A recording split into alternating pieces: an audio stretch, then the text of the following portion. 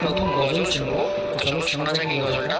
এই অনেকগুলো গজল তোমরা রিকোয়েস্ট করেছো, সবগুলো আমি লিখব, চিঠি দেব তোমায়, পাখি পৌঁছে দিও রোজা।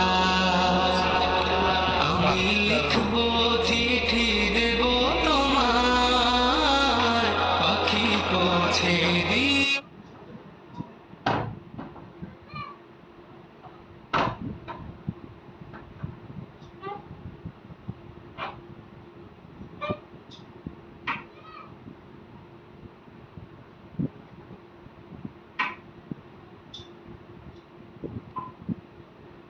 তো আমরা দেখলাম 19 নম্বর পর্ব এপিসোড।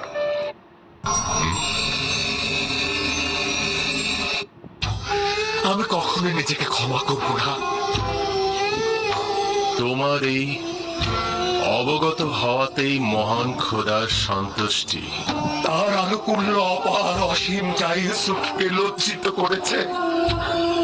তিনি তো আমাকে আমার প্রিয় পিতা ও অন্যদের চাইতে অধিক ভালোবেসেছিলেন। মহান খোদাবান যার হাতে সকল কুদরত ও সম্মান তার হাতে। কে আমাকে মিশরের আজিজের রাজমহলে নাজ নিয়ামতে ডুবিয়ে দিয়েছিল?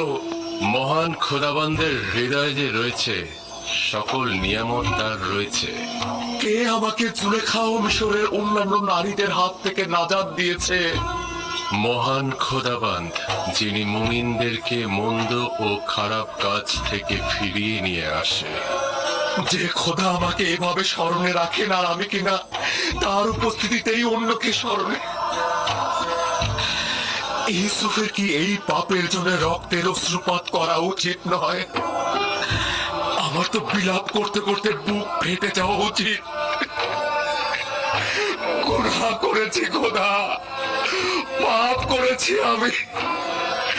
আমি প্রায়শ্চিত্ত করতে চাই।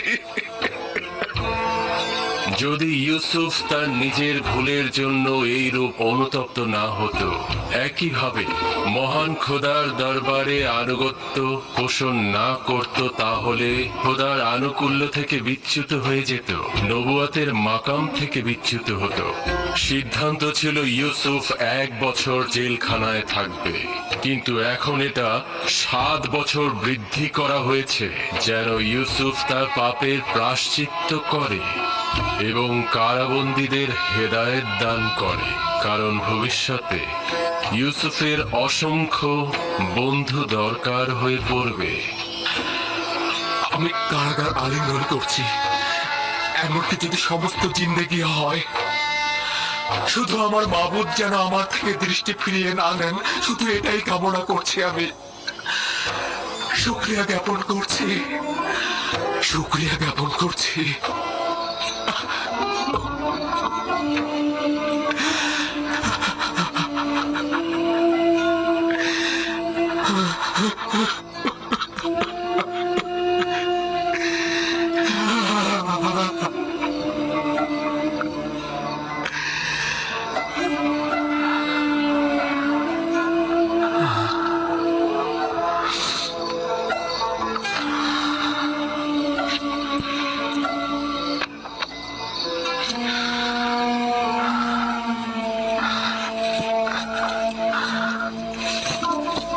আমি দুঃখিত, তোমাদের ঘুমের ব্যাঘাত ঘটালাম।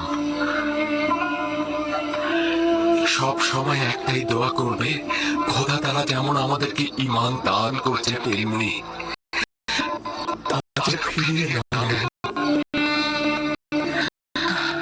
সবসময় বলবে, হে পরওয়ারদিগার, আমাকে হেদায়েতের পর আমার অন্তরকে ধ্বংস ও অন্ধকারে নিক্ষেপ করো না।